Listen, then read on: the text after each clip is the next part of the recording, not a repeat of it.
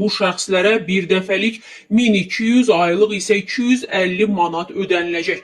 Deputat və iqtisadçı alim Vüqar Bayramov deyib ki, Nazirlər Kabineti rotasiya qaydasında yaşadığı inzibati ərazi vahidindən kənarda vəzifəyə təyin olunan dövlət qulluqçularına kompensasiya və bir dəfəlik ödəniş verilməsi qaydasını təsdiq edib. Yeni sənəd rotasiya qaydasında yaşadığı inzibati ərazi vahidindən kənarda vəzifəyə təyin olunan dövlət qulluqçularına kompensasiya və bir dəfəlik ödəniş verilməsi qaydasını və şərtlərini müəyyən edir. Sənədə əsasən rotasiya qaydasında yaşadığı inzibati ərazi vahidindən kənarda vəzifəyə təyin olunan dövlət qulluqçularına 250 manat məbləğində aylıq kompensasiya ödənilir. Qaydaya əsasən rotasiya olunanla birlikdə yaşayan hər bir ailə üzvü üçün isə 125 manat ödəniləcək. Əmək Məcəlləsinə əsasən işğaldan azad edilmiş ərazilərdə qulluq keçmək üçün rotasiya olunanlara isə ödənilən kompensasiyanın 1,5 əmsalı demək tətbiq edilir, yəni aylıq 375 manat ödənilir.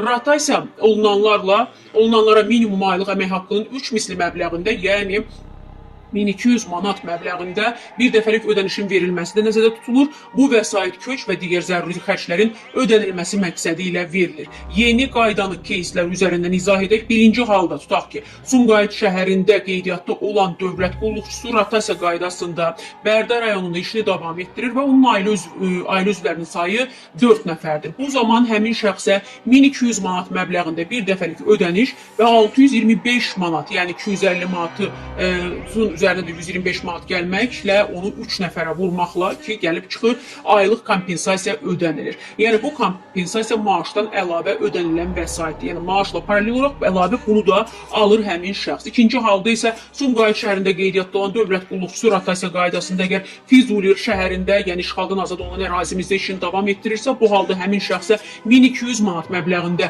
bir dəfəlik ödəniş və 937,5 manat məbləğində isə aylıq kompensasiya ödənilir. Çünki 250 manatın üzərinə 125 manat gəlinir, onu 3-ə vururlar, sonra isə 1,5-ə vururlar. Nəticə etibarilə bu kompensasiyada maaşdan əlavə ödənilən puldur. Qeyd edək ki, kompensasiyaların verilməsində əsas məqsəd dövlət qulluqçularının və onların ailə üzvlərinin sosial müdafiəsinin gücləndirilməsi, rotasiya prosesinə marağın artırılması və dövlət qulluqçularının yaşadığı inzibati ərazi vahidindən kənarda qulluq keçməyə həvəsləndirilməsidir, dəyərli izləyicilər.